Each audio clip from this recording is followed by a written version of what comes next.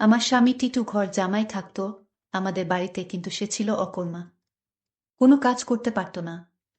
কিন্তু তাকে আমি অনেক পছন্দ করতাম, তাই বিয়ে করে ফেলি।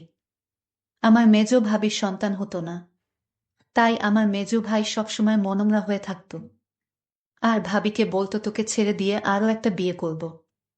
কিন্তু হঠাৎ একদিন রাতে লক্ষ্য করলাম আমার স্বামী টিটু মেজ ভাবির ঘর থেকে বের হচ্ছে। তার কিছুদিন পর ভাবি মহতে যাচ্ছেছ। আমি তা শুনে আমার মাথা ঘুরে গেল। তাহলে কি আমার স্বামী ভাবিকে? তাহলে মূল ঘটনাটা খুলে বলি। মাঝরাতে পানি খেতে উঠে নিজের স্বামীকে মেজ ভাবির ঘর থেকে বের হতে দেখে চমকে উঠল দিবারা। মেজ ভাইয়া 4 দিন হলো ঢাকায়। এখন ভাবি একা ঘরে। আমার স্বামী এত রাতে মেজ ভাবির ঘরে কি করতে গিয়েছিল সেটা জানার জন্য আমার মাথায় ঘুরপাক খাচ্ছে। এই ঘরের দিকে স্বামীকে আসতে দেখেই দরজা ভিজিয়ে দিয়ে বিছানায় উঠে ঘুমানোর অভিনয় করল দিবারা। তার স্বামী দরজা ঠেলে সন্তর্পণে হেঁটে এসে বিছানায় তার পাশে শুয়ে পড়ল। দিবারা এই বাড়ির মেয়ে, তার স্বামী ঘর জামাই। দিবারা জানে কোনো রকম অপরাধ করলে তাকে সহ তার স্বামীকে এই বাড়ি থেকে বের করে দিবে ভাইয়েরা। তাই এই ব্যাপারে আর কোনো কথা বলে না দিবারা। পরের দিন সারাদিন মুখ কালো করে রাখলেও তার স্বামী টিটুকে এই বিষয়ে কিছুই জিজ্ঞেস করে না সে। তারপরের রাতে দিবারা আর কিছুতেই ঘুমাতে পারে না। তার বিশ্বাস তার মেজ ভাই যতদিন শহরে আছে প্রতি রাতেই বোধহয় তার স্বামী মেজ ভাবির ঘরে গেছে। কিন্তু ঘরে গিয়ে কি করলো এটা তো আমি দেখি নাই। শুধু দেখতাম মেজ ভাবির ঘরে যেত। কেন যেত দিবারার মনে সন্দেহর সৃষ্টি হল। তার বিশ্বাসকে সত্যি প্রমাণিত করতেই যেন ধীরে ধীরে টিটু দিবারার পাশ থেকে গড়িয়ে মেঝেতে নামল। এরপর পা টিপে টিপে ঘরের দরজা খুলে বাইরে চলে গেল। রাত এখন কয়টা হবে? 1টা, 2টা। টিটু কোনো কাজ না জোগাড় করতে পারায় ভাইদের উপর নির্ভর করেই বেঁচে আছে তারা দুজন। দিবারা টিটুর এই অর্থ উপার্জনের অক্ষমতাটাই পুষিয়ে দেয়, সারাদিন গাধার মতো বাড়ির কাজ করে। সারাদিন কাজ করায় শরীর এতই ক্লান্ত হয় যে সারারাত মরার মতো ঘুমায় দিবারা। কয়বার টিটু তাপ্পড় দিয়েও দিবারার ঘুম ভাঙাতে পারেনি। তাই রাতে যে দিবারা জেগে থাকতে পারে এমন কোনো ভয় তার ছিল না বলা যায়। আর এই সুযোগে মেজ ভাবির ঘরে যেত। কিন্তু কেন যেত তা আমি কিছুই জানতাম না। পরদিন রাতে দিবারা ঘুমায়নি। সে রাতে জেগেছিল তার স্বামী কি করে তা জানতে। তখনই দেখল দিবারার স্বামী বিছানা থেকে ধীরে ধীরে উঠে গেল। ঘর থেকে বের হয়ে মেজ ভাবির ঘরে গেল। কিছুক্ষণ পর মেজ ভাবির ঘর থেকে চিৎকার শোনা যাচ্ছে। মনে হচ্ছে ভাবির এক অন্যরকম চিৎকার। আমি ভাবতে থাকলাম কি হতে যাচ্ছে এখানে। আমি কিছুটা আন্দাজ করতে পারলাম না আসলে ওই ঘরে কি হচ্ছে। টিটু চলে যেতেই বালিশে মুখ গুজে ফুপিয়ে কেঁদে উঠল দিবারা। সে তার স্বামীকে কত ভালোবাসে। সে কিনা করে সারা দিন তার জন্য, আর সে কিনা তার সাথে বিশ্বাসঘাতকতা করতে পারে। দিবারা ভাবল ওই ভাবির ঘরে কেন আমার স্বামী টিটু যায়, এটা আমার যে করে হোক জানতে হবে। পরের 2 রাত অনেক চেষ্টা করেও জেগে থাকতে পারল না দিবারা। সারাদিনের কাজের ধকলে এতই ক্লান্ত থাকত যে মাঝরাত পর্যন্ত বিছানায় শুয়ে জেগে থাকা তার পক্ষে অসম্ভব ছিল। তারপরে যখন মেজো ভাই চলে এলো তখন থেকে দিবারা কিছুটা নিশ্চিন্ত হল। তারও কয়েকদিন পর এক রাতে গভীর ঘুমে ঘুমিয়ে রয়েছে দিবারা। অনেক ধাক্কাধাক্কি করে তাকে উঠালো তার স্বামী টিটু। ঘুম জড়ানো ক্লান্ত কণ্ঠে দিবারা বলল, কি হয়েছে? এত রাইতে ডাকেন কেন? লাইটটা একটু জ্বালাও তো। সারাদিন কাম কইরা কুল পাই না। উনি আছেন তার চিন্তায়। এখন ঘুমান। এই বাড়ির সবচেয়ে অবস্থাপন্ন বলা যায় মেজু ভাই শহীদকে। তার স্ত্রীও অবস্থাসম্পন্ন ঘরের মেয়ে। শহীদ মিয়ার বড় চালের আড়তের ব্যবসা। গ্রামের দিকে হলেও শহীদের ঘরটা দেখার মতো। ইট সিমেন্টের দেয়াল আর টিনের দোচালা। তার ডান পাশে 2টো ইটের তৈরি ছাপড়া ঘরে থাকে ছোট ভাই বাদল আর বড় ভাই জলিল। তাদের 2টো ঘরের মুখোমুখি উঠান পেরিয়ে একটা টিন আর বাঁশের তৈরি ঘর। এখানেই দিবারা আর টিটুর সংসার। দিবারা খুব চিকন আর কালো হওয়াতে বাবা মায়ের মৃত্যুর পর 3 ভাই অনেক খুঁজেও কোনো পাত্র পায় না। শেষমেশ এক ভব ঘুরে ভাদাইমা গোছের এই টিটুকে ঘর জামাই হিসেবে আনে। ভেবেছিল টুকটাক কিছু কাজে তাকে লাগাবে। কিন্তু সে পুরোই অকর্মা। সেই দিনের প্রায় 1 মাস পর বাড়িতে বিরাট উৎসবের মতো আয়োজন হলো। দিবারার ছোট ভাইয়ের 2টা আর বড় ভাইয়ের 3টা সন্তান হলেও মেজ ভাই বিয়ের 4 বছর পরেও সন্তানের মুখ দেখতে পারেননি। মেজ ভাই আরেকটা বিয়ে করবেন কিনা এটা নিয়ে চিন্তা ভাবনা করছিলেন। যে স্ত্রী তাকে সন্তানের মুখ দেখাতে পারবে, মেজ বউকে তাহলে এই বাড়ি ছেড়ে চলে যেতে হতো। ঠিক এই সময়েই আনন্দ সংবাদটা পেল সবাই। মেজ বৌমা হতে চলেছে। মেজ ভাইয়া আর ভাবির আনন্দ দেখে কে। এই উপলক্ষেই এই উৎসব আয়োজন। দিবারা যখন আনন্দের সাথে টিটুকে এই খবরটা দিল তখন সে সামান্য একটু মুচকি হেসে বলল, ভালোই তো। শুনছিলাম কোনো ফকিরের কাছ থেকে পানি পড়া নিচ্ছে। ফকিরটা কামেল। সেও কি যাবে নাকি সেই ফকিরের কাছে?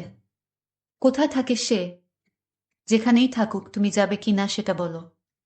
দিবারা বলল, আমার দরকার নাই। আমি সবই বুঝি, তুমি ভাবিরে ফকিরের কাছ থেকে পানি পড়া এনে দাও, এটা তোমার বানানো কথা। এটা আমি বিশ্বাস করি না। দিবারা আরো বলল, আমি একদিন তোমার এই রহস্য খুঁজে বের করব। আর যেদিন তুমি ধরা পড়বে সেদিন বুঝতে পারবে তোমার কি অবস্থা হয়। টিটু তখন বলেছিল, তুমি আমারে বিশ্বাস করো না। দিবারা বলল, করি, কিন্তু তুমি তোমার প্রতি আমার বিশ্বাস দিন দিন উঠে যাচ্ছে। যতদিন পর্যন্ত আমি জানতে না পারবো তুমি মেজ ভাবির ঘরে কেন যাও, ততদিন পর্যন্ত তোমার প্রতি আমার আর বিশ্বাস হবে আর হবে না। দিবারা এই কথা বলে ঘুমাতে গেল। তার স্বামী টিটু তার সাথে শোয়া ছিল, কিন্তু হঠাৎ করেই দেখল তার স্বামী বিছানায় নাই। তখন দিবারা চিন্তা পড়ে গেল, আজও চলে গেল। ভাবির রুম থেকে এক প্রকার চিৎকার আসতে শুরু করল। আমি কিছুই বুঝতে পারলাম না, এটা কিসের চিৎকার। মনে হচ্ছে মেয়েলি কণ্ঠ।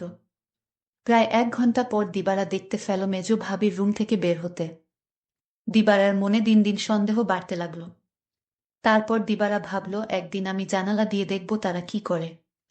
দিবারার স্বামী দিন দিন দিবারার প্রতি কমে যাচ্ছে। কিন্তু আজ 2 দিন যাবৎ দিবারার স্বামী মেজ ভাবির রুমে যাচ্ছে না, সেটা লক্ষ্য করল দিবারা।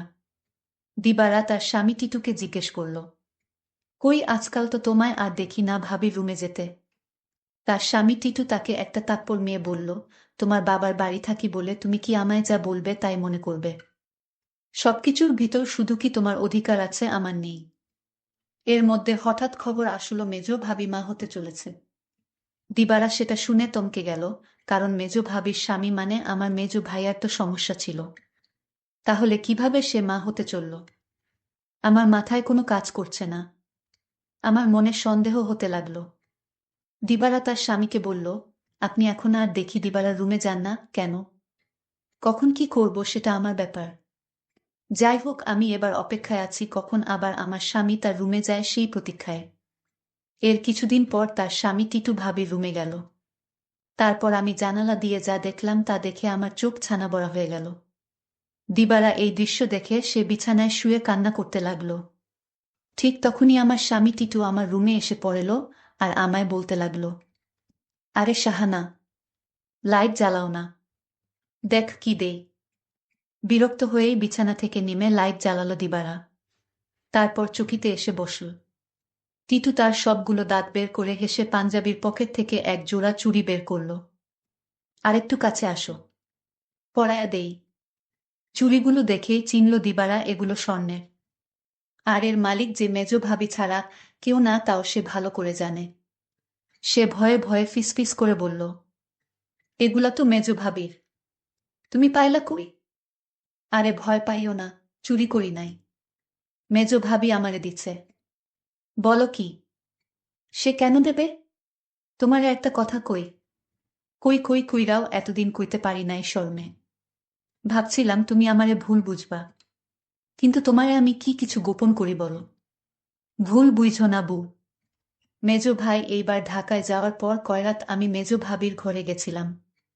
টিটু আবার বলল, মেজ ভাই ঢাকা যাওয়ার পরে মেজ ভাবির কয় রাত খুব জ্বর হয়েছিল, কিন্তু তার যত্ন করার মতো কেউ ছিল না। তাই ভাবি কইল, দেখ টিটু, তোরে আমি ভাইয়ের মতোই দেখি। আমার সারাদিন ভালো লাগে, খালি একটু দুর্বলতা থাকে, কিন্তু রাত হইলেই জ্বর বাড়ে। তুই কি রাইতে আইসা আমার মাথায় একটু পানি ঢালতে পারবি? দিবারা অবাক হয়ে বলল, আমারে কইতে পারত। ছোট ভাবি, বড় ভাবি আছে। তোমারে কইল কেন? আমারে সারা দিনে জ্বরের কথা একবারও কইল না। টিটু মুখটাকে মলিন করে বলল, দেখলা, সব আমার কপালের দোষ। আমি জানতাম তুমি আমারে সন্দেহ করবা। আমি কি আর মাইনষে বিশ্বাস পাওয়ার যোগ্য? দিবারা এবার কাঁদো কাঁদো হয়ে বলল, না গো, আমি ওইটা বলি নাই। আমি তোমারে বিশ্বাস করুম না তো কারে করুম কও? তুমি ছাড়া আমার আর কেরা আছে? তুমি আমারে ঠকাইবা ফিরিসতা আয়সা কইলেও বিশ্বাস করুম না। এই না হইলে আমার বউ। শুনো, ভাবিরে কইলাম দিবারারে পাঠায়া দিবনে। ভাবি কইল, আহা, বেচারি সংসারটার লাইগা কাজ কইরা সারাদিন মরতাছে, তারে আবার রাইতে ত্যাক্ত করা কেন? দিবারা জানে যে আমি তোমারে ভাই মানি। তুমিই আইসো, দিবারা কিছুই মনে করবে না জানলেও। ওর মন এত নষ্ট না। তবুও আমি তোমারে কিছু কই নাই ডরে। তাছাড়া বুঝি তো পরের বাড়িতে থাকি, বেশি তর্ক মানায় না। এই জন্যই আমি তোমার ভাবির রুমে গেলাম চুপি চুপি। কারণ রাতে তোমার ভাবির মাথায় পানি না দিলে কি তখন জ্বর ছাড়ত? আমি যদি ভাবির পাশে না থাকতাম আর মাথায় পানি না দিতাম তাহলে জ্বরে মইরা যাইত। এতদিনে ভাবিকে কবরস্থানে রেখে আসতে হতো। দিবারা তখন বলল, সবই বুঝলাম, কিন্তু একটা বিষয় আমার মাথায় ঢুকছে না। টিটু বলল, কি কথা তোমার মাথায় ঢুকছে না আমারে বলো। দিবারা তখন বলল, আমার মেজু ভাইয়ের সমস্যা ছিল, কিন্তু সে কিভাবে মা হতে চলেছে। আর ভাবির ঘর থেকে কিসের আওয়াজ আসত। টিটু তখন বলল, তুমি দেখি আবার আমাকে সন্দেহ করতেছ। এই সন্দেহটা তোমাকে দূর করে দেই। তোমার মেজো ভাবি একদিন আমায় বলল, আমার সংসারটা মনে হয় টিকবে না। আমি বলেছিলাম, কেন টিকবে না?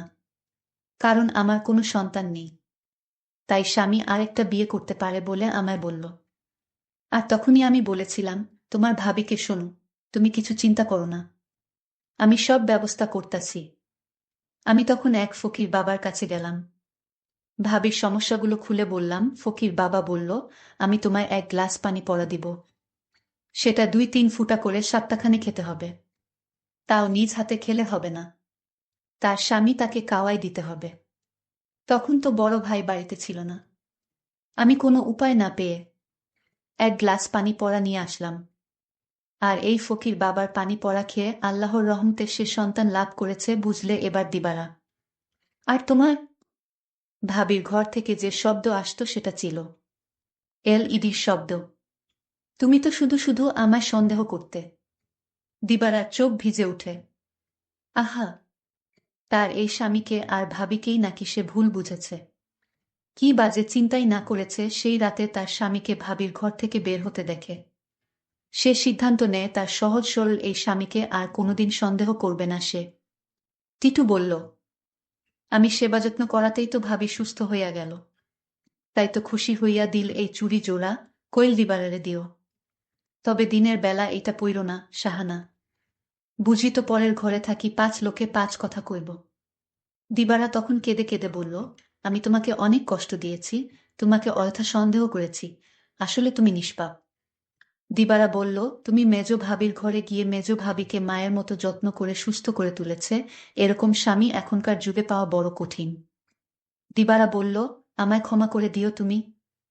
তুমি ক্ষমা না করলে আল্লাহ আমাকে ক্ষমা করবে না। টিটু তখন হেসে বলল, আমি তোমাকে ক্ষমা করে দিয়েছি।